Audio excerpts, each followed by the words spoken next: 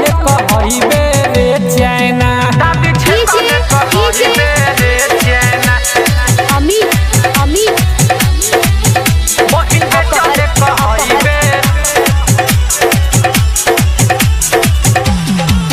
बहिन के चले कहइबे रे चैना दुनिया में अपना बनावे खातिर नाम रे तना मासूम के ले जाना रे तना मासूम के ले जाना रे दुनिया में अपना बनावे खातिर नाम रे तना मासूम के ले जाना रे सारा दुनिया के बारे तेहू पागल हिले रे चैना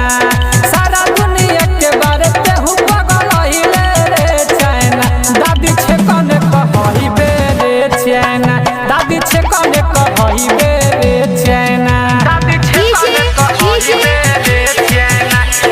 अमित बहिन के चले कहइबे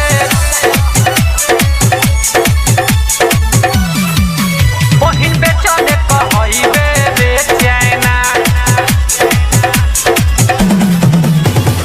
आदमी तू बारे की बारे जानवर रे पिलू पताई सारा खजले दरर रे पिलू पताई सारा खजले दरर रे आदमी